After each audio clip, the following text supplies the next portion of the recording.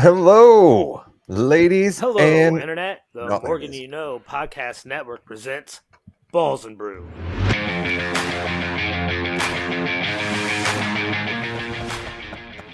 Yes, ladies and gentlemen, we are live. Thank you so much for joining us live this evening, Thursday, right around 8:30 Eastern Time. We are live. Thank you to those of you who might be joining us live this evening on Facebook, on YouTube, on Twitch.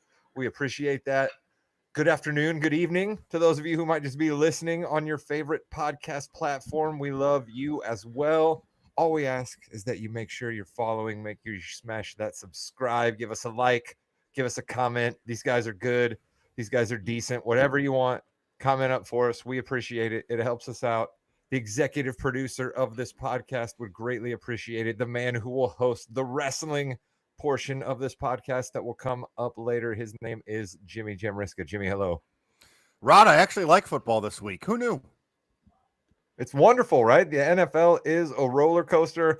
A man who it's always hard to tell if he's up, if he's down, because he has so many different favorite teams in the NFL. He's our old man. He's Chris King. Chris, hello. You really love trying to make that dig now, since you're the guy that keeps swapping teams and jumping fan bases and jumping on bandwagons. So yeah, I will say this though. I forgot to bring this up, Jimmy. I am happy that you gave us in that new beginning of the show, the new what am I am lost for words now, but the new design that you have with all of our pictures drawn on there, you made us all look so much younger than we really are, so thank you. Yes, Exactly. The logo, if you will. We're in some sound issues on Chris's end there, are we not? What's I happening? think we are. I think we are, Chris. Yeah, we are having definitely sound issues on your end. All right, let's hope we're not having sound issues at Williams HQ in South Bend, Indiana. He's our handicapper. He's licking his wounds a little bit again, but that's all right. We dust ourselves off and we try again. The great Aaliyah told us that once upon a time in an R&B song that got some play on the radio in my day. He's our football handicapper, Josh Williams. Josh, hello. All right, I'm going to go on a mini rant again right off the bat, Jimmy.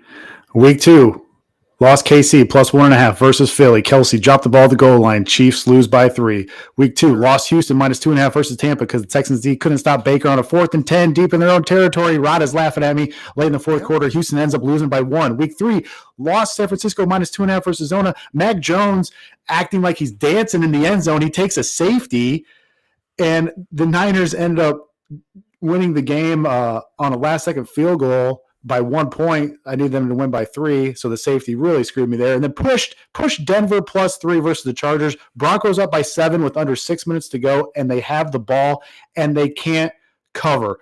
Fun fact about Denver, they have not trailed in the fourth quarter for a single second this year, and they're 1-2. That is amazing, Williams. That's crazy. I can't wait till later in the show when you tell us what two teams are going to lose for you in the last couple of minutes. So that's awesome. Super excited for that, Jim. That's what you can look forward to it this year. When Williams picks a game, you know it's going to be something crazy happening at the end. That's what we have to do for you right now. We can't guarantee that you're going to get a win, but we're going to guarantee you that you're going to get an exciting game. So at least that's something. Well, let's just start with the fulcrum of this podcast. Chris alluded to it there. We are celebrating all around. Oh, wait, not quite all around, Chris, because your Cowboys are essentially like the mushroom. Back when we always play Super Mario Brothers, when your quarterback encounters the Cowboys, it will eat the mushroom and level up and become a better player and throw for many, many touchdowns and look like a number 1 pick is supposed to. So, yay, bear down. They're thrilling the nation, Chris. And, oh, yeah, your Colts continue to win as well. Listen, I will not sit here and say that the Cowboys defense is anything that resembles an NFL defense right now. So it was, I mean, what I really hope for Jimmy and Williams' sake is that Caleb Williams doesn't follow in the footsteps of Russell Wilson and have a career day against Dallas and then just choke the next week and lose his job. So like, let's hope he doesn't follow in Russell Wilson's footsteps. Oh, Jimmy, listen, you knew that Chris was slow walking you to something there. And did you think comparing Caleb Williams to Russell Wilson was going to be the thing? Chris is an absolute master.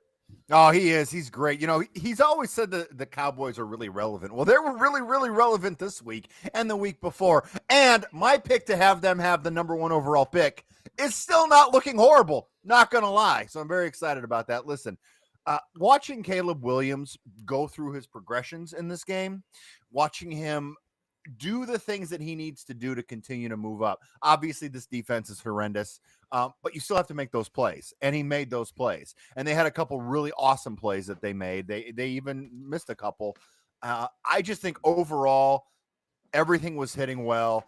You can see he's learning more of the offense. I'm excited. I can't wait. This is great. Williams, was this a get back game? Was this a case of anybody's going to do this versus the Cowboys? Are you excited like Jimmy? You're a handicapper. You can try to look at these things, but you know the Bears do cloud your judgment a little bit, I guess. Yeah, I mean, I think it was just good for Caleb to get more confidence. And without Parsons, Dallas just does not have a pass rush. The Bears did go more heavy formations like I thought they might. And I hope that's the case going forward too, because when Caleb has time, I mean, he's deadly. And if you think I'm high on Caleb, Ryan Russillo had a quarterback coach on his latest pod, Quincy Avery, who's super, super sharp. He was making some bold statements, and he wasn't, throwing out compliments to other people. He was pretty harsh on Arch Manning, but he was throwing out some bold comments. If you want to go over and listen to that pod, if you think I'm high on Caleb, so with his potential, but Quincy, get right. Quincy Avery, right? Let's shout him out. It was Quincy Avery, I believe, was the man. podcast. I tell you what, man, he is super sharp. But yeah, I mean, the Bears got to win, but they got to do it again. I mean, it's what have you done for me lately? And if you look at their road schedule, the Bears, it's pretty brutal. So they have to go out to Vegas and win this game. And right now, it's a coin flippy type of game for what the sportsbooks have. So you can't let down. And the Jalen Johnson injury is just huge for the Bears. So they gotta try and muster any edge rush they can in these games here. Edge rush, that is important all around the league. Chris, I watched quite a bit of Indianapolis Jones and Jonathan Taylor and the boys and Shane Steichen, and I thought they looked pretty good, and then I thought Tennessee looked pretty atrocious. But I know Jimmy's got some thoughts on that here in just a sec. But Chris, I gotta admit, man, Daniel Jones. Okay, I'm buying it. I mean, my stance of I'm not excited about a quarterback on a 1-year contract being our starting quarterback. That stance is going to be the same this whole entire year, but I got to give Daniel Jones his props right now, Chris, for sure. You have to, and I got to eat some crow too, because I was right there with you saying, no, let's just give A. Rich the ball and let's see where this takes us. Like, right, sink or swim, it'll be fun.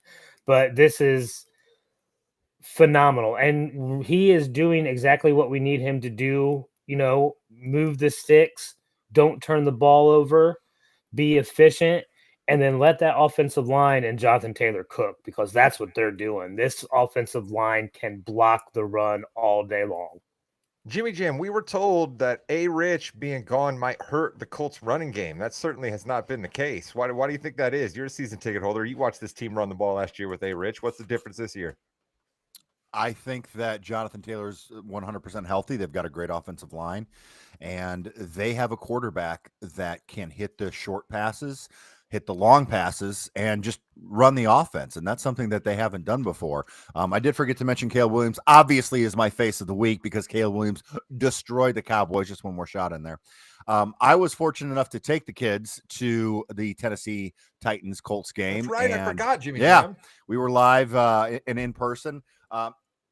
New stadium's going to be a lot better than the old one. I guarantee you that. The old one was fine, but their pregame, we are so spoiled in Indianapolis. Their pregame stuff was like non-existent. Indianapolis has so many different things, from the balls being thrown into the Dr. Pepper bins, the kids running against each other.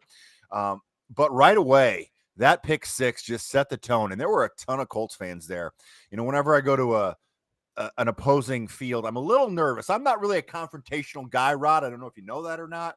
No. So we weren't completely decked out in Colts gear because I didn't want to get, killed. Listen, it's smart. In 2025, all these videos we see, it's smart. I'm not fighting with anybody. The Tennessee Titans organization, though, is my heel of the week. Everyone in the stadium, the Colts called a timeout. It was 4th and 1, I think. Colts call a timeout. Okay, great, no problem. They come back out. All right, Titans call a timeout. Why would you? Okay, whatever. And then they get there. We're gonna kick a field goal. Just kick a field goal. Okay, fine. Then they get a 5-yard penalty because they took too much time. They had 2 timeouts and a play clock, and they still missed. And guess what? He missed a 65-yard field goal. I did love the kicker's like, nah, I got it, no problem. Yeah, total horrendous. I don't understand. And now the play calling coach they hired, Rod, is no longer calling plays. Well, that's good for him, I guess. Nice work if you can get it to paid to do absolutely nothing. Kind of like when Lawrence Frank back in the day was hired as Jason Kidd's #1 assistant, and then all of a sudden we got this press release that Lawrence Frank was just doing scouting paperwork. It's like, oh, okay, Lawrence Frank is no longer coaching for the Nets. Worked out okay for Lawrence Frank, though, I suppose. He's now running the Clippers, but he's got another headache on his hands. But we'll talk about that some other time. Williams, I wanted to go to you on this because you and I love Mike Tomlin. Okay, Tomlin rah-rah spot is a foundational thing in this podcast. We both love Mike Tomlin. We also like to take our shots at Mike Tomlin from time to time. Our guy Mike Tomlin absolutely annihilated A-Rich out of nowhere when he just lets loose in a press conference this week that he told all of his guys last year not to knock A-Rich out because A-Rich playing was their best chance to win. Just a complete flattening from our guy Tomlin. Williams, what did you think when you heard that? I honestly had not heard that yet. So this is news to me. So I didn't know that. Literally said he's like, keep AR upright because Flacco coming in has a chance to beat us. Oh man, that's dirty. But that's wild that you would say that. I think he was talking about it in fruition too. JJ McCarthy being out for the Vikings, you know what I mean? And like it came up in that sense. But yeah, just a drive-by by our guy Tomlin. Yeah. I could have went with with our boy Brian Callahan for Are You Serious segment. I didn't want to take the low-hanging fruit. I knew Jimmy was going to bash on him. But yeah, they took the delay of game. The field goal kicker already missed a 64-yarder. The 5-yard delay of game penalty made that second field goal a 62-yarder, and guess what? He missed it. But yeah, but people forget, Danny Dimes has a top 10 fantasy season under his belt with the Giants and Dayball in 2022.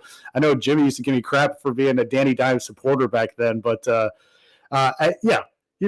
when you ask about JT, he hit 22 miles per hour in a run versus Denver in week 2. Wow. That was the fastest by a running back since Raheem Mostert, the speedster from the Dolphins, in week 2 back in 2020.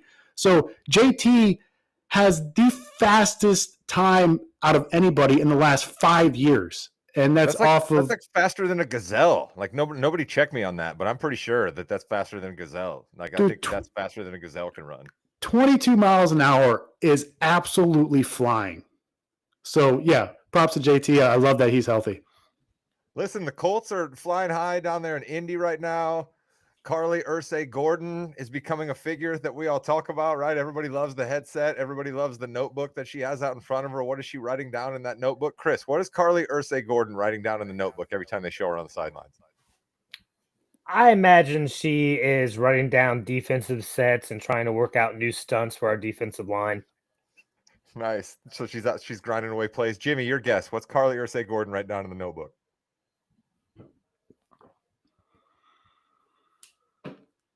Mute. Jimmy's on mute. Sorry. But you know what? That's kind of how I was going to start anyway. I know how the coaches are saying, oh, this is great. It's great. Wow. Talk about a manager right over your shoulder, like this. this is going to get old quick unless she really is just listening and not talking to anybody. But I guess she has been. I think she's writing down every single thing that happens in the game, like everything. It's like, why did the defensive coach not comment on this? Just because she wants to see everything that happens in the organization. So when it comes time to making decisions, Rod, she's going to know what exactly the decision should be. Listen, like Jimmy, I echo your sentiments completely right there. It looks cool. It looks great right now when the Colts are 3-0. But if they started 0-3 and she's pulling all of that, you know what I mean? It's a completely different vibe, a completely different ball game. So let's hope Indianapolis Jones and the Colts continue to roll. Williams, you stated it there. I thought for sure that Brian Callahan was going to be "Are you serious?" He was not. So I can't imagine the vitriol you're about to spew at somebody else. Let's go to "Are you serious?" right now, since we're on the topic of bad coaching decisions. Yeah, man. I mean, you went Falcons with your Survivor pick. I thought that it was a solid pick, and I was trying to not mention that. Thank you. Yeah, they end up losing 30-0. I mean, here we go. Offensive coordinator for the Falcons, Zach Robinson. When they are in shotgun formation, they have attempted a pass on 93% of snaps. When Penix is under center, they've only attempted a pass once. All the other snaps under center have resulted in a rushing attempt. Hello? You are tipping your plays, Zach Robinson. You don't think the NFL defenses are going to pick up on that? Also, the fourth lowest play action rate so far and the lowest attempted deep rate throw percentage in the league. The Falcons are only throwing it deep on a 4% clip. That's what Michael Penix does best. Come on, man. Are you serious, Zach Robinson? Zach Robinson getting the scorn of "Are you serious?" going into week 4. Jimmy, that's Brian like a Callahan, low 2A Indiana high school playbook right there. That's all that is. That is basic. Williams laid his case out there, but I mean, if we were taking Vegas odds on who was going to win "Are you serious?" this week, Brian Callahan certainly had to be at the top, Jimmy. So I'm glad that you at least shouted him out when you talked about your experience down there in Tennessee. Yeah, it would have been, and it should have been, but again, Williams and I are on the same page on a lot of things. If you're the Bears and you're going against the Cowboys, you can run 11 straight running plays, but you do it from the shotgun or under center, so you kind of mix it up that way. That's a great set. Williams coming up with stats. I love it. That's why he's the handicapper. All right, let's go to our guy, Chris. We've gotten a lot of our gimmicks out of the way already. We are moving along with pace. That is good, gentlemen, because we have a special surprise after we get done talking football. And before we talk wrestling, there is a reason that I'm wearing a golf visor and a golf half zip. We will get to that very soon. But Chris, who's on the Leatherheads this week, and Mekhi Becton is hoping after 2 weeks of being on the honorable mention, will he actually get the leather helmet? And Jimmy has a logo. This is great stuff. You got to check us out on YouTube. No, he didn't, Rod. There is a recurring honorable mention here, and that is Penei Sewell from the Lions again. All right, had a perfect run blocking score, just a beast, and really that entire Lions offensive line is phenomenal. I wanted to put the Colts offensive line up there again, but I feel like a little bit of a homer. But there's really only one Leatherhead this week, a real dog, a guy on the defensive side of the football, first time for a Leatherhead this year. All right. But he single-handedly destroyed a team. We haven't talked about him yet tonight. That's Isaiah Rodgers from the Vikings. All right. Not only did he have 2 forced fumbles, a fumble recovery, a pick. All right. He had 3 tackles to go along with it. He was on 26 plays where he was in pass coverage. They only threw to him 3 times. They avoided him like the plague, and they only completed one of those passes for 2 yards, and he blocked another one. So single-handedly outscoring and beating up on the Bengals. Isaiah Rodgers, Leatherhead of the Week. That's some Deion Sanders level stuff right there. Like if Isaiah Rodgers would have had a fancy nickname for himself and worn a bunch of gold chains and then like released a hip hop album coming up later this year, that'd have been some primetime level stuff right there. That's the kind of thing he used to do, Jimmy. You didn't throw to number 21. And if you did throw to number 21, there was a really, really good chance that he was going to get an interception. The only problem is Deion wasn't really tackling anybody. So I'm not sure about that forced fumble and 3 tackle stat. Yeah, that wouldn't have happened. Jake Browning not having a good day. Did not have a good day at all. Definitely didn't. Not looking good for the Bengals. All that talk of Jake Browning is going to be just fine for people in fantasy. Take that, Isaiah Smith. in our league. Now, how do you feel about outbid me for Jake Browning now? I picked up Marcus Mariota for cheap, and he was decent. That's how fantasy football goes sometimes. As we mentioned at the top, Williams' picks against the spread have had a rough go of it. He's right there. He's got it handicapped right, and then something crazy happens at the end. So now he is going to go across the pond. He hopes that the Blarney Stone and the Guinness is going to give him a little bit of luck. His first pick comes from the Minnesota versus Pittsburgh game. And yes, that's right, 9:30 NFL Network. You got to get up early to check this one out on Sunday. Yeah, I normally like to fade a team that is coming off a huge win, and you know how much we love Tomlin in an underdog spot, but I am going opposite. I am going Vikes here, -2.5 in Ireland. Rodgers is 6 of 22 when under pressure this year. That's the worst completion percentage in the league. That's 27% for those of you bad at math. He's bottom 7 in turnover-worthy throws, yet the Steelers were +5 in turnover margin last week against the Pats, and they had to hang on for dear life to get that win. And that was with 2 turnovers from New England right at the goal line, and actually May threw that pick in the end zone when they were inside the 5-yard line. So I just think that they're going to be they're going to be that fortunate. I don't think they're going to be that fortunate this week. You've got Brian Flores on the other side. Nobody likes to blitz more than him, and you saw how effective that could be when you have a healthy Harrison Smith at safety and Andrew Van Ginkel, outside linebacker / defensive end. The Vikes also getting big offensive tackle Christian Darrisaw back last week was huge in sustaining those long drives versus Cincinnati. I just feel like the books haven't caught up to how good this Vikings team can be when fully healthy. I love this coaching staff. And if you get a chance to take Flores and Kevin O'Connell versus the Arthur Smith-led Steelers offense, I'm going to take the Vikings side every time. So give me -2.5 Vikings. Let's see how the luck fares over in Ireland this Sunday. Williams, listen, we talked about Tomlin. Okay, that's great. We talked last week about how you went back to your guy Shanahan. I'm just wondering at what point we're going to start giving all praise to Kevin O'Connell, okay? Because we saw Kevin O'Connell make the Dobstronaut look like an absolutely unbeatable quarterback. We've seen him take Nick Mullins and almost win a game before, and now we've seen him take Carson Wentz. Okay, Carson Wentz, one of the key themes of this podcast was railing against Carson Wentz the season that he was in Indianapolis, and Kevin O'Connell just pulls him off the street, dusts him off, and figures out a way to win a game with him at quarterback. I mean, Williams, your guy Shanahan's 3-0, so I guess this is a bad time for me to say that Kevin O'Connell has maybe replaced him, but my goodness, can that guy call a game? Yeah, I like him a lot. I think he's great. So I think the Vikings are in good hands going forward. All right, that's the Ireland game early. Chris, Jimmy Jam, you guys got any thoughts on the Ireland game? I do know that Pittsburgh has been called a drinking town with a football problem, so I am kind of concerned about how they handle going to a country like Ireland.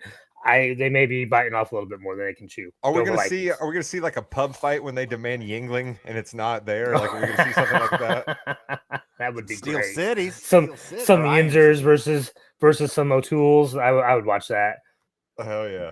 Jimmy Jam, any thoughts on the NFL Network game, the early mornings of it? I'm kind of starting to fall into the liking the early morning football. Like, why not give us more of these if they want to have so many exclusive windows? Yeah, Wake up, have some bangers and mash. I like it. I do like it as well. If you're betting on Carson Wentz, Williams, we've been down this road before, bud. Like, no, I'm betting on Kevin O'Connell. I'm worried. I'm worried about you. But at least he's not going against one of the all-time great quarterbacks, so that's good. Yeah. And you know what? Jimmy's worried about that pick, and the team involved in Williams' second game never worries Jimmy at all. Oh, wait a minute. It's the Chargers versus my New York Giants. And yep, I guess I'm ready to eat it on that one. And I was like, hey, everybody, the Giants are going to be frisky. And boy, are they not frisky. 0-3 and completely DOA. Changing quarterback. Russell, hustle and bustle, man muscle Wilson is out. Shout out to Cousin Sal and Bill Simmons. And Jackson Dart, the man that Todd McShay was all glowing about leading up to the draft and now has nothing to say about Jackson Dart. It's funny how that works with these draft prospects sometimes. But Williams, maybe you've got some thoughts on what he's going to look like in his first start. I do. And this may be surprising, but I love this pick. I love the Giants plus 6.5 this week. Wow. Basically everywhere but DK. Let me talk this out here with you guys. First, we have Chris will love this. We have a West Coast team traveling east and playing at 10 a.m. body clock time. Okay. Next, let's think about this. Okay. Week 1, the Chargers traveled to Brazil for a tough division game. Week 2, they traveled to Vegas for another division game. Week 3, another division game, this time at home, this time an absolute miracle win, including one of the most ridiculous, outstanding touchdown throws I've ever seen by a quarterback, and Justin Herbert late. The Broncos got to Herbert, sacked him 5 times. Now, this is important because the Chargers have some major offensive line injuries right now. They were already out without Slater. They're probably going to be without Becton. And Pipkins is probably out too. That's 3 guys on the offensive line. What have I said from day one here? The Giants' strength is the front 4 on defense, and I think they've been underachieving so far this year because they've been on the field so much because Russell Wilson has stunk so much. Now, we go to the Giants. They normally don't have a home field advantage. I think the fans are going to be absolutely pumped for this game. This is the first game in the Jackson Dart / Cam Scatabo / Malik Neighbors era. And you get Brian Daboll, you get a pumped up Giants fan base, you get a banged up Chargers team. They just won 3 tough division. This is an emotional letdown for the Chargers here. They've been playing out of their minds. I think the Chargers are a good team. They're not this good. They're playing like a 16-1 team. And they're now traveling cross country, taking on the lowly out-of-conference Giants. I love this spot for the Giants. Finally, can we get a cover here? Giants plus 6.5 on Sunday. I love it. Williams' passion about the play. The Giants are on my Wins League team. They have not actually participated in my Wins League team, being that they are winsless. Winsless? My Yes, goodness. winless. I'm a podcast host, folks. My God, that was absolutely terrible. But I got to say, I think the Giants are making a mistake here, Jimmy. And I think you know where I'm going with this. I don't understand why we don't have fresh crab legs laid all throughout that locker room. Yeah. I don't understand why you signed Jameis Winston if you don't go to him here. Jackson Dart clearly isn't ready. Russ isn't the guy. You gave Jameis a little bit above like league minimum, you know, like he came to you. What are we doing here, Jim? I don't know. You know, the Giants. Wait. Why do you think? Why do you guys think that Jackson Dart's not ready? Because he's Well, he's no, a rookie. Here's the thing. If you're going to put Jackson Dart in, this is actually a pretty good time to put him in because it is going against very tough defenses over the next 5 weeks. However, on the other side, though, Williams, who are the best quarterbacks right now? You know, statistically, right? Danny Dimes, Sam Darnold. Baker Mayfield. What do those 3 people have in common? They were thrown in right away. They didn't get a chance to develop. And now 3, 4, 5, 6 years later, Sam Darnold's been in the league for like 9 years and he's 26 years old. They're starting to be better. So why do we have to throw them in right away where you know he's probably not ready? I just think you have Jameis. That's the other thing. Like playing off of what Jimmy said, I agree with everything he said there. And then you add to it, you have Jameis. You're not just throwing in some other retread. We've seen Jameis. This guy can throw for 350 yards and 4 touchdowns. Now maybe there's 3 picks, but it's still going to be 4 touchdowns and 350 yards. The reason that these guys get thrown into it so early is because they don't have that veteran, solid quarterback in front of them. Jordan Love had an Aaron Rodgers in front of him. Aaron Rodgers had a Brett Favre. You know, you had that type of thing. Those guys that got to develop for a couple years had those good, solid quarterbacks in front of them. You know, who did any of those guys have in front of them when they got thrown into? Baker didn't have anybody to learn off of. What was it? I'm going to throw out Tim Couch. I know that's wrong, but that's the type of quarterback these guys replaced. So do you want Jackson Dart to learn from this version of Russell Wilson or whatever shell Jameis Winston is? Do you want him to learn from that? Did you not watch the tape of Jameis with the Browns last year? That was not a shell of anybody. That's a man that can still play quarterback. That's a man that has some juice. All right. I still think Jameis is going to be heard from, Williams. Okay. Because my thought here is Russ is done. Russ is done in New York. We're not going back to Russell Wilson. So if Dart gets hurt or if Dart underperforms and they decide, we need to make another change because I don't want to get fired and I'm Brian Daboll, who I said wouldn't get fired. So again, wrong on the Giants, but I don't know, Williams. I'm not the handicapper. You are. Well, I think Jameis is there for the locker room, and they will not move Jameis, even though teams may want Jameis. But Jameis is such a good locker room fun guy that they have. That's why he's on the team. That's why he's the third quarterback. And if they move Russ, then he'll move up to second. I think they're 0-3. They have to make a move to Jackson Dart. I think all the fans want it. They want to see this guy. I think you guys will be surprised with how well he moves on his feet, how well he's going to get Neighbors some targets here. I think he's going to be able to see better than Russ, and you're going to see him use more receivers. Wando Robinson, Slayton.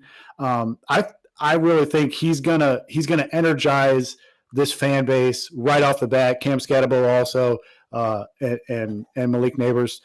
I really think the Giants are, and it's it's tough sometimes for defenses when they don't have tape on a young quarterback. I think this is actually a dangerous spot for the Chargers. Now, Rod, I think you might be right. Like 2 or 3, 4 weeks from now, where people have tape on Dart, and he might have a few bad games. He probably will have a few bad games. But I think this spot right here, I just feel like the fans are going to come ready for a Giants win on Sunday against the Chargers. Jesse Minter is talked about as the next head coach. He's the Chargers defensive coordinator. He's great. The Chargers are flying high. I mean, I don't know. I think this is a bad spot for the kid. I do. Let's hope he survives. Oh, look at that transition, Jimmy. Let's get our survivor pick, and then we'll update where the show stands, which is we're not good. We're like a zombie island at this point, but we'll get to that in a minute. So this is going to be a who loses the least out of the entire year for us. So I'm going to go first. I am going to pick Williams. I'm going against you. I already put it down, so I'm taking it. Your and our Los Angeles Chargers. I've got them winning against the New York Giants. Look out, Jimmy going against Williams. I love to see it. Williams, who's your survivor pick this week? You lost last week, correct? No, you're still in it, but you've already lost once this year. Yeah, so you and Jimmy basically tied for taking down the survivor. Yeah, we were the survivors. My Packers over the Browns pick, which, by the way, excellent call, Williams. You didn't put your money on it, but excellent call, Williams. And then the Falcons we already talked about. Yeah, that was ugly. So, Williams, who do you got for your continued second life? Yeah, so dogs off a shutout win are 15, 26, and 2 against the spread the following week. That number would tell you to go against the Panthers this week. So I will take the New England Patriots in week 4 for my survivor pick. If you remove turnovers, I know that's a crazy thing to say. Turnovers. If you remove turnovers on the year, the Pats are actually 7th in offensive EPA. I think they get back going here. I think Carolina comes back down to earth, and I will take the New England Patriots for my survivor pick. Hopefully, what about quarterback? What about quarterback concussions? Do you have to remove those two for the Patriots? Sure. Okay. No way. Is Drake May almost out with a concussion? He got hit hard. He was not. Stuff happened last week in the game. Man, my fantasy team will be in shambles if I lose Drake May. The only reason I'm surviving the Joe Burrow loss is because I have Drake May. I don't want to hear that stuff, Jimmy. Chris, do you want me to give my survivor pick, or do you want to give your pick?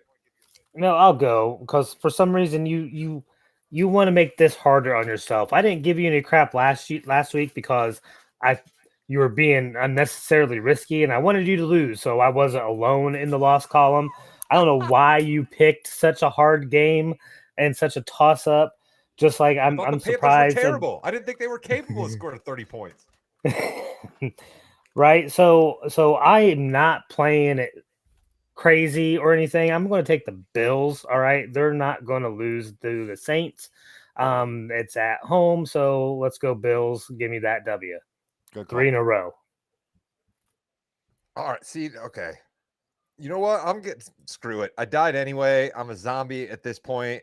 Chris just absolutely attacked me and just shivved me like he so often likes to do. So there is zero chance that I'm going to have the same survivor pick as him, because I did have that game down because I thought to myself, Rod, you just died. Let's get back on. Let's take something easy. Screw that. I'm going to go against a team that I think is terrible and a team that may be looking for a new coach after Monday night is over. Give me the frisky Jets. Jets, go Jets. They've been fighting.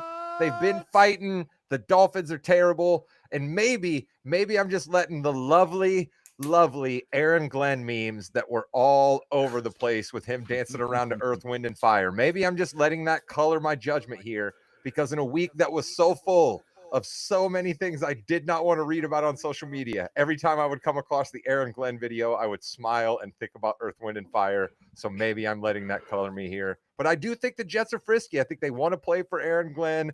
I think they're trying to get something together, and the Dolphins are terrible. They've quit on Mike McDaniel. I'm going there because I was going to pick what Chris picked, but because he's mean, I'm not joining him. That at least will make that Monday night game interesting for you, Rod. Yeah. Who's quarterback? I'll be watching wrestling, but I'll be checking in on that game on my phone. That's the first Monday night game. There's a split doubleheader on Monday night, and I can't believe nobody picked the Packers out of the four of us. I picked the Packers last week. Yeah, I can't pick the Packers again because you know what? I won. No. I'm still going, Chris, because the Packers lost. I won. All right. Well, you know what else we have? We have a wins league on this, and boy, was week 3 a transformative week. We had somebody come from out of the bottom.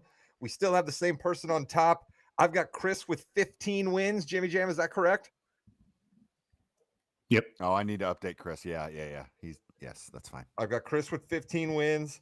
I've got Williams now storming up into second place with 12 wins. Is that correct? Yep. I've got me now in third place with 11 wins, and Jimmy has occupied the basement with 10 wins. I am where I belong. Jimmy is suffering from the same thing that I am. Jimmy has the Titans, who have yet to participate in his team. Yeah. Jimmy has the Jets, who have yet to participate in his team. Yeah. I have the Texans, Jets, and Dolphins, who have yet to participate in my team. So that's hurt me. I have 3 3-0 teams. Nobody else has that many 3-0 teams, but I got nothing else. Yeah, Rod, it's not looking good. You've got the Dolphins, the Giants, and the Texans. Texans really hurting you there. Yes, with that, really hurting you That's there. one of the worst picks in the wins draft at this point, because that was my 4th pick. I could have taken the Packers. I mean, look at Williams, Ravens and Chiefs combining for 2 wins. What's going on there? Jimmy, you absolutely stole a win for me with the Philly Rams game. And that might have been one of the worst bad beats ever from anybody. I'm sorry. Wait a second. The Rams were getting 3.5 points. They're up 26-7. Anybody who had the Rams there getting plus 3.5, and Philly comes back, ties the game, blocks the field goal. They could just fall on it. No. Jordan Davis, 300 pounds, runs it back for a touchdown. Anybody who had the Rams plus 3.5, absolutely brutal. One of the worst NFL bad beats I've ever seen in my life. You know what's really bad? No, Rod, no. You know what's really bad, Williams? When the Denver Broncos actually won the game, yeah, everyone is over. Oh, but they didn't win the game. Bad beats. Yeah. My team, the Denver Broncos, has not trailed in the 4th quarter, and they've lost twice. How does that happen? Insane. It's like they knew that I took them for most wins this year for Rod, I apologize. I'm sorry. No, listen, Jimmy, I love it when you were fired up. The fans love it when you were fired up. Our guys, the Crippler and Corey Nance, when they're checking us out live, they always enjoy seeing you get fired up. And I forgot what I was going to say. I had something that I was going to do there, and then I started hey, Chris, Myles Garrett for Leatherhead. I mean, he did single-handedly win that game. Crippler put that up there. I thought that was a good honorable mention there for sure. I know what I was going to have. Right, he had a great game. Florio talked about the NFL and gambling after that beat that Williams is talking about, right? And how that, like, in years past, guys probably might not have ran for that because all he had to do was just go down and the game's over and they win, right? But like he just talked about how we have so much more awareness of it and stuff now, and like the NFL's in bed with the gamblers and all of that stuff. So interesting to think about on those bad beats. Dude, 7 NFL games were decided in the last 2 minutes and 30 seconds in week 3. I mean, it's we so had balanced. 3 blocked kicks within minutes of each other. Insane. Minutes. That's how you end an NFL week. That's how we end an NFL podcast. We were hoping to be joined by a special guest at this time, but you know how these things can go. If that special guest joins us, we will then talk about what he was going to talk about with us. But I guess since that special guest is not here, Jimmy, we got to audible and maybe talk some wrestling. What do you think? I think we need to talk some wrestling. Chris, take us home. Like, comment, and subscribe. Goodbye, Internet. Williams, thanks, buddy. No problem. Get him. I take my rightful place at the head of the table. Believe that.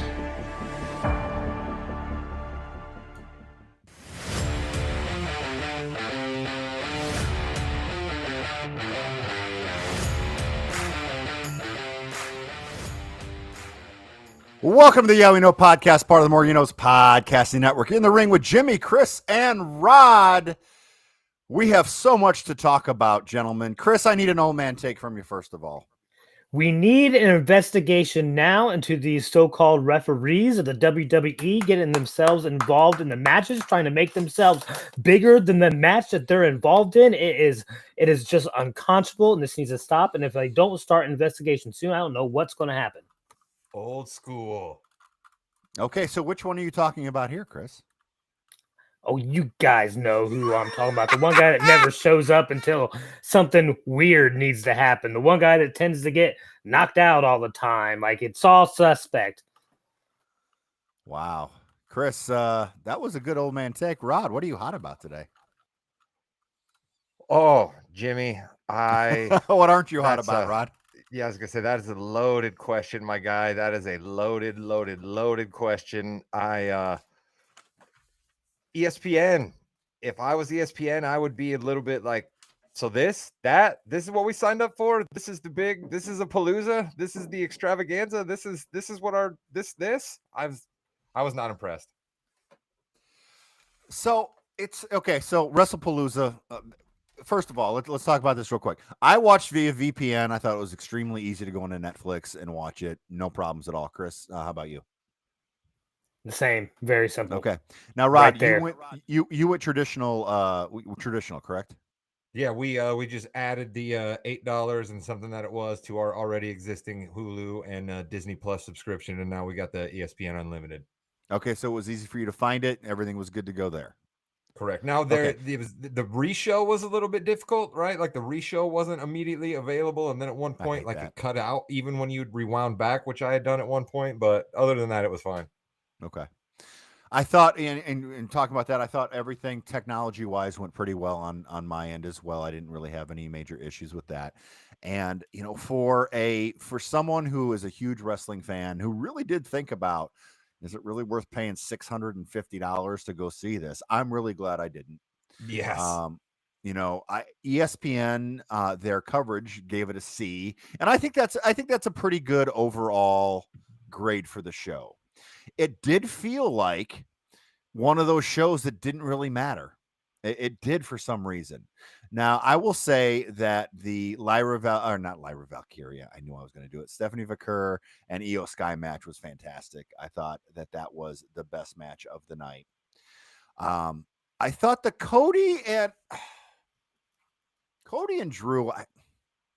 The SmackDown main event you're talking about? It was the main event of the show, and I'm not sure why, because once you're like, oh, the Punk and AJ, which should have been the main event, no matter what you think of the match, it should have been it should have been last.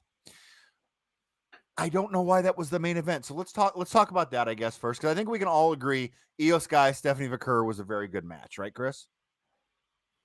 Yeah, it was. I will say, just to jump on this bandwagon of glad we didn't pay to go see that, I would have paid more money to go to Evansville and watch the SmackDown before the PLE, just to say. But yeah, I thought that was, again, Io and Stephanie put on a great match. I did not like the outcome, of course. I thought Io should have had the belt on there, but they get more stories. Io's got big stuff coming, though. Io's got big stuff. Right. With She-Hulk. So there's way more. Yeah, there's way more coming. I know, but I still would like to see her have the belt on. I'm a fan of Io. I want her to win. Great match. Yeah, Rod, we make a lot of bold claims on this show, and one thing that we do have to continuously remind ourselves that we were wrong is when they put Io in the triple threat at Mania, because that has just catapulted her to a whole different direction. So let's go, Rod, to the Cody Rhodes and Drew McIntyre match. They had this kind of concussion, not concussion angle going on with Cody Rhodes, which I know why they did it, but it just seemed out of place. Like, why would they do that? Oh, see, I actually was watching it with a bit of the sound down. I was in one of those kind of situations where there was kind of like a party happening, and they allowed me to have the TV on, even though there were football games on another TV, that kind of deal. So I didn't pick that up from the match. So to me, it just seemed like a SmackDown match that had no luster to it, man. Like, we cooked it up out of nowhere. Like, Drew kicked Cody through a table, and then Cody had to be gone because of the birth of another child, or maybe filming a movie. I'm not entirely sure. Both completely legitimate reasons. I'm not mad at Cody, but it just felt weird. It just felt cooked up. It just felt like, hey, here you go. And I had huge problems with the mixed tag team match, but I do agree with you, Jimmy, that should have been the main event. Yeah. So is this because it was rushed for ESPN? Like, this was supposed to go up against AEW, right? Like, I'm sure they had something this weekend. No. The ESPN really wanted it this weekend, Chris. It had nothing to do with AEW having a show on. Nothing. So I feel like, especially this aspect, was all pushed really hard and fast with no kind of real build up for it. For that one, for sure. And that's why it shouldn't have been the main event. So let's go to the mixed tag. So this mixed tag, like all the other matches, were really wanted to tell a big story. And when you tell big stories in every single match, that kind of goes a little long. This match should have been about 10 minutes shorter. It would have been a lot better of a match. And Rod and I are going to disagree here. I thought AJ Lee looked great overall. She wasn't in the match for the first 12 minutes, though, which that got old quick. The CM Punk Becky Lynch making the final tag was okay, but you got to get her in quicker than that. Again, shorten that match up. AJ Lee's, whatever she was doing, if you're on YouTube, you see, her punches, her like, I don't know, throwing the punches was kind of weird. I know that's what they wanted to do. I just didn't buy it, but I thought everything else looked good. I think our finisher looked good. Overall, I thought the match was just fine. I didn't think it was horrible. I didn't think it was great, but it should have been the main event. Rod. Great. You're going with great. AJ Lee looked great. That's your official I thought you looked stance. great. Yeah. Great. Overall, yeah. All right. So you're going to come on in the previous segment and talk about how the EO Stephanie Vaquer match brought the house down. It was the match of the night. Yes. And then we're going to talk about AJ Lee, and you're going to describe her as great, after you just said that the EO Stephanie Vaquer match was the match of the night. He's got some rose-colored glasses on, Rod. Like, so Chris, you're with me. For someone who hasn't been in the ring in a decade, you look great. So what? Who cares? Yeah. I don't care about that. If you're going to put her in a match and you're going to make it a big deal and everybody's going to freak out about her, she's got to be able to give me something. And she gave me absolutely nothing. Absolutely nothing. I didn't buy her at all. I thought Becky Lynch had to oversell everything. I thought Becky Lynch had to save her numerous times. I don't think AJ Lee scares me at all. I don't buy that she'll do anything at any time, and that's supposed to make you worried about her. What the heck ever, man. She's smaller than Becky Lynch. All right. She's barely bigger than Roxanne Lee, and she can't pull off any wrestling moves. That was the worst submission I've ever seen. That's a good submission at all. No, it is not. That submission is terrible. What is she? Awesome. What part of Becky Lynch is even hurting when that submission gets put on her? Is it her shoulder? Rod. She was grabbing her arm afterwards. Oh, is that what was happening? Oh, see, again, Becky had to sell it for her. I came around the bend on CM Punk, but man, AJ Lee, leave me out, man. Leave me out. All right, Chris, talk some sense into me. They're taking, every time these four people come out on whatever show or anything else, it eats up 30 minutes of my life. All right. I am over it. I'm sick of seeing all four of them out there together. Either Punk and Lee get a crew together so we can see all of the Visionaries crew with Becky at the same time, make it a little bit more interesting that way, or just not do this anymore, because there's times on the weekday shows that this just gets dragged on, and they dragged it on for so many times. The last segment on SmackDown was, I even went back to clock it. I think it came in right at 27 minutes from the beginning of intros until they were on to something else. It's just insane to me. And it's not telling me any type of story because I never saw AJ Lee wrestle before. I'm not impressed or excited to have somebody like her back. I was kind of interested at first when she came back, but not really anymore. I wasn't impressed. Okay, well, there's that. Well, you're going to be seeing a lot more of all of them, I have a feeling, over the next few months, for sure. Are they going there for War Games, Jimmy, or are they going to give us two other teams? Are they going to go WWE versus NXT, or are they going to do what Chris just described, Punk and AJ Lee recruit to go against the Vision? No, I think it's going to... It depends where they go with Brock. I'm going to revolt if they get the Usos and LA Knight over there on CM Punk's side. I am going to revolt. We'll get ready to... Well, see, I don't know. Well, if they do, though, Chris, Jey Uso will probably turn heel in that match. You know, and they've done that at War Games before. Too. See, now we're just... He's always been a heel. No, Jey Uso. Oh, Chris. Jey Uso. Yeah, the Usos are not good guys. You're not going to convince me otherwise. This is going to make me not like CM Punk again, Jimmy, is what this is going to do, because this is all just the CM Punk effect. This is all just the CM Punk effect. People still go completely nutso for that guy. So everybody's going nutso for his wife, and everybody's just getting sucked into this vortex of a story that they got no idea how to tell. Well, WWE, you've officially taken Rod 360 degrees now. He did a 180. Now he's back to 360. Congratulations there. The John Cena and Brock Lesnar match. So after when this was the first match, you knew it was going to go quick. And then you also, it was another squash, just like they had in SummerSlam a few years back. Hated it. I loved having all the kids come out with Cena. I thought that was great. I thought that this meant that Cena was going to come back and beat Brock Lesnar for his final match, or one of his, maybe Please no. But now I'm hearing that's not happening. I think this might be it for Cena and Lesnar's just going to go on maybe to face Cody, which again we did after Mania a couple years ago. Brock looks fine. Okay, Brock has a name. He's built up. I understand that that's part of the game, but like I don't need Brock Lesnar involved. We got so many other guys that we could tell stories with that I don't need Brock Lesnar involved. I don't need to try to rebuild him up as a badass, because I have a huge problem with the segment they did with R-Truth before he then came out and squashed John Cena. Yeah. I know they tried to make him get over bad again by, taking out Michael Cole and Corey Graves. Shout out Corey Graves for taking a bump for the first time in like 11 years. That was absolutely awesome to see that out of Corey. You know what I mean? But like, you can't have him come out and do a segment with R-Truth. He rip his pants, and then he's leaving camera smiling at everybody, taking his cowboy hat off, just looking like the big, goofy, lovable Brock. And then 2 weeks later, he's tearing John Cena from limb to limb. Well, Chris, with Paul Heyman coming out and doing his intro, that does open up for a Brock Lesnar Vision War Games team. That's not a team I'd want to fight in War Games. No, it is not. Lesnar versus Braun, I believe, is Lesnar versus Breaker is what Mark wants to see. We'll see that for sure. I don't think it's going to be anytime soon, but we will see that. That's a Mania match. That's a Mania match. That's definitely a Mania match. Going with Breaker. Speaking of Mania, Rod, you're the best in the business for this reason.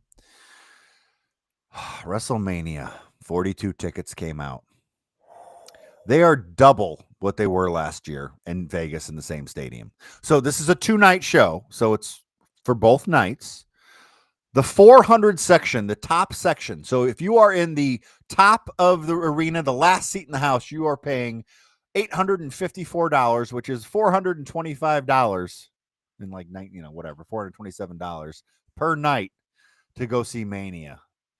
This really stinks. I'm not going to lie. It's coming to Indy eventually. Maybe, I don't know. They might back out if Saudi just keeps giving $100 million a year. I cannot afford, even one day, I can't do $1,500 to go see a wrestling show. Like, what is going on here? It's unfortunate. It really is, right? Like, I I'm a man who understands finance and economics, so I completely understand that the TKO Corporation has shareholders that they have to answer to and profits in the whole nine. Now, do I agree with any of that? I absolutely don't. And this is what we're seeing, right?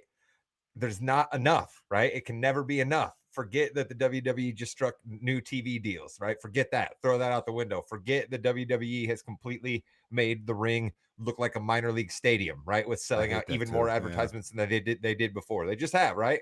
Don't get me wrong here. I'm not trying to say that Vince McMahon was a pillar and didn't try to sell out every last thing that he could, because he absolutely did. It's what made the man great. But he still had a little semblance of, all right, there's a little bit about this that's sacred, so there's certain things that I can't do.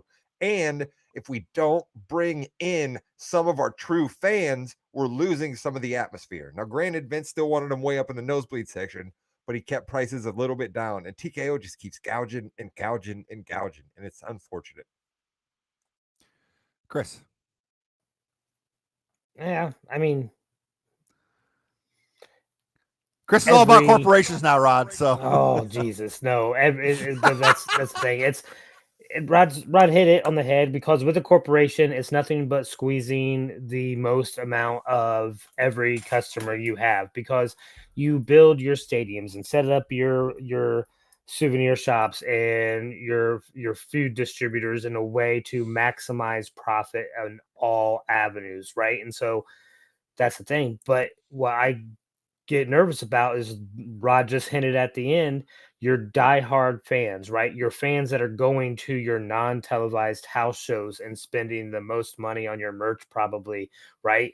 If they stop doing those because people can't afford to go to them, and so they're not selling out, and then you don't hit that, you're going to lose your main fan base, and that's just going to be it in the long run, and you're going to end up becoming too big to even put on stuff that people are going to want to watch anymore. UFC is used to these very, very big gates, and that's what they're just bringing over, because they're going to raise it until they don't sell out, and then they'll put them down. So it's up to the fans to say, I'm not going to pay $9,000 for a ringside seat. That's just, I mean, listen, I'm not paying $1,000 for a ringside seat. I don't know. I just, we had so much fun at the Royal Rumble. We were in the 300 section. Chris, you were on the floor for the Royal Rumble. And I know Chris didn't pay no $3,000, $4,000 for his ticket. No. I am cheap. Yeah. I'm just disappointed too, Jimmy, because I think about two things, right? You mentioned it there. WrestleMania is supposedly coming to Indianapolis, right? I could not continue to call myself a wrestling fan if I didn't go see a WrestleMania once in my life. And if it's in Indianapolis, I'm never going to have a better chance. But it's like, man, do I have to start saving money now? You know what I mean? Do I have to like secretly hope that the Saudis, like you said, don't just sweep in and say, you know what, we'd like to have WrestleMania again, second year in a row like Vegas did. So we're going to give you $250 million this time to have WrestleMania 44 in Saudi Arabia again. You know what I mean? So like, yeah, it's just, and then here's the last one I think about even further down the road, right? Super Bowl crowds, Jim. We always hear about Super Bowl crowds aren't great because a lot of the real fans aren't there, so they're not making noise. If you start having WWE arenas that are just full of the rich folks who tend to maybe not want to get as loud and crazy, are we seeing pops? Are pops going to become a thing of the past if they start pricing people out like this, Jimmy? I 100%. And add that, and it's an outdoor stadium maybe. So yes, it will definitely be a lot quieter out there. That's a bummer, man, because pops are one of my favorite things in wrestling. It's so strange. Another one of my favorite things is when two champions wrestle each other, and we've got Cody Rhodes and we've got Seth Rollins. I think it's the fourth time that they're wrestling one-on-one. They talked about a watch a lot. I don't really care about the watch. Okay, Rod, here's the thing. I don't want Seth Rollins to win this match because I want him to beat Cody Rhodes when it means a little bit more than a ring for a Saudi show. This is in Australia though. So what the crown jewel, whatever it is. I don't want him to win this one. I want Cody to win this one, Rod. I just don't want, I don't want this match to exist. And if this match is going to exist, I want us all to agree to something right now. At no point ever in our lives when we are trying to list career accomplishments for a WWE wrestler will we list crown jewel champion, okay? I love me some American Nightmare Cody Rhodes, but if he happens to beat Seth in Perth, I'm never, ever, ever going to refer to him as a two-time crown jewel champion. That is just not happening. I love Seth Rollins. If he happens to beat Cody Rhodes, I solemnly swear I will never. Wait a minute. I might have to reassess that one, Jimmy. You're gonna definitely talk. You're gonna be wearing a Seth Rollins. You're How gonna be many- dancing. How many crown jewel champions have there been? I think just one or So I think just this one. is Just the Cody. one, yeah, Cody when Cody could be beat the Gunther and only then- crown jewel champion, is essentially what we're saying. Yeah, because before they did it at Survivor Series where it was champion versus champion, but it wasn't for anything. It was just champion versus champion. So And I know the Gunther Cody was Yeah, that Cody that beat was a crown jewel, right? Or was that the that was okay. Crown Jewel. That was when they gave him the belt that we saw for like 1 week, and then nobody's ever seen it. Like again, I think Because it was an Bobby actual $1 million belt. Well, that's fine, Yeah. but I think the Bobby Lashley win, my guy Baron Corbin win, my guy Carmelo Hayes, when they win the Bobby Lashley Battle Royal, not the Bobby Lashley, the Andre the Yes. Giant Battle Royal, that is more of a career accomplishment than the Crown Jewel Championship. And that's saying something. We had the greatest Mexican destroyer in the history of Mexican Wow. destroyers. And I don't know how Grayson Waller didn't die, but Penta and the War Raiders, who were all good, New Day, and Grayson Waller's really stepped it up too. I thought that was Jimmy, a how fun many match. times have we seen the War Raiders fight the New Day? I mean, Oh. are we at 120 at this point? They don't have anything else. They don't know what to do with either of them, actually. But Chris, I thought this was a fun match, and Penta's amazing. It just seems like so amazing. He's just gonna just be where he is and not go anywhere. Yeah, probably, unfortunately. But let's be honest, in wrestling, we need wrestlers like that. We need wrestlers that can go out and put on a show. And who cares about the story necessarily, but like we get to see a good match. Because sometimes with the good stories, we don't get the good match we want. All right, that's been proven to us. But at least with guys like Penta, with Waller, who has improved, with a guy like what's the one dude in Judgment Day, JD Vance. It's not guys JD like- Vance. I know, but either way, it'd be funny. Those guys can take bumps and get destroyed, and those matches are fun. They put their bodies on the line and everything. So, yeah, unfortunately for Penta, that's maybe where he is, but I'll still watch every match of his. So Chris just made the Judgment Day the new Brawling Brutes. I love it. Just come out there and get absolutely wasted by another tag team. And something that I don't Even though ever the think Judgment Day are champions. I've never seen this in wrestling before, guys. I've never seen it. A champion came out and said, "Hey, it was great winning the championship. I did it for you guys. I want to keep making history. I'm going to be great." And then left, and it was over. That was it. Stephanie McGurk came out, did a promo, and left. I thought it was terrific. I loved it because usually something happens. Now the reason it didn't happen is because Nia Jax, Tiffany Stratton, and Jade Cargill are fighting for the championship on Friday. So I thought that was funny. Dude, what kind of a lead balloon will go off if we get Nia Jax all of a sudden winning this crown and then she fights for the Crown Jewel Championship again? Didn't she fight for the first one in the time Cody beat Gunther? Was it against your girl, Morgan? Yeah, I thought it was Liv and Nia that squared It might off have for been. the Crown Jewel Championship. Or am I thinking of Nia winning Queen of the Ring? See, there's It just could too be. many There's Saudi a matches lot. at this point now. A lot going on there, Chris. Chris is Yeah. confused as well. Jimmy, I want to go in on Penta here real quick because you're absolutely right, and I'm going to go in on Penta this way. Penta should probably talk to his guy Andrade, all right? Because Penta right now is basically doing what Andrade did, all right? And by that I mean, okay, certainly Penta has more of a reaction from the crowd, but that's because he has a cool chant, and Andrade never really had that. But Penta shows up, absolutely wrestles his ass off, and gets nothing for it. Andrade came back to the WWE with a little bit of fanfare, got a couple of runs, wrestled in so many ladder matches and took so many insane bumps and wrestled his ass off on any time they needed somebody on a SmackDown or a Raw. And the WWE just said, get out of here. So, I mean, Penta, my man, figure out something to get yourself even more over, or you're going to suffer the same fate as Andrade. And that bums me out. RIP Andrade. Heel Jey Uso beat LA Knight. They had the Vision came out. There's chairs involved. Shocking. It's the same thing we've seen every week. I don't really want to talk about that. I want to talk about one of the best matches we've seen in a while with Rhea Ripley and Asuka. Dude. Asuka brought it. Rhea Ripley did as well. And I just think they had a terrific match. I know the ending was kind of dumb, but the amount of mist on Rhea Ripley made for a really special night. The Kyrie stuff was weird.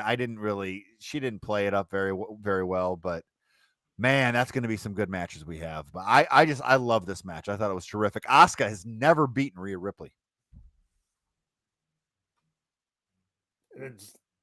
It was a phenomenal match. I think we're going to see her beat Rhea in one of these back and forths at some point, probably through some kind of weird Kyrie help, right? That we'll see. But it was a phenomenal match. Like, it looks like Asuka is more in shape, She's in back. ring shape than she was Yeah. when she first came back from injury. So her matches are a lot more exciting, a lot more reminiscent to what she was before she was injured. I think that's a big step forward, and we get to see somebody really kind of go toe to toe with Rhea and put on a good fight that's actually believable as well. Is this where I can do my bit about the mist again, Jimmy? Yeah, go right ahead. Like, I'm sorry. I get that this is a thing that we got from Japanese wrestling, and I get that this is a thing that Asuka has done before and that Shinsuke has done, but like, I don't understand why getting misted in the face affects Rhea Ripley so much, but it has no effect on Asuka holding it in her mouth. I mean, I'm sorry, right? Like, I understand the idea of like nobody She's wants blinded, anything. Rod. I know. I get that nobody, even water in your eyes for a second would be there, but like, clearly you could see that they moved most of it away. And then we're still supposed to act like she's, oh my God, my face is burning. Can you believe it? How terrible this. And nobody speaks of, hey, by the way, it just came from another biological human in their mouth. I mean, I just have a problem with it. I think you're going to have Came from to, a biological human in her mouth. You're going to have There we to go. take some chemistry classes with Van and learn that sometimes there's liquids that when they get aerosoled or misted, they have a different type of chemical reaction when you are mixing them with the oxygen and other things in the air that they then can cause something that may be benign in your mouth to turn into an acidic substance out in the Someone is a misted aerosoled CPO, air. aren't they? You're a CPO. I like that. Man, that time as a key grip on Mr. Wizard back in the day is really paying off for you, isn't it? Wizard. You are a wizard. So that is wrestling for this week. Let me tell you, it was a week. Oh boy, was it a week. So next week we're going to have a little basketball talk. We'll see if our special guests come for that. We're going to have some football, and we're going to have some wrestling as we always do. Next week, look for us twice. We will be up on, I think it's Tuesday. No, I think Wednesday. Wednesday. We're doing the. So we'll do Wednesday some basketball, and then Thursday.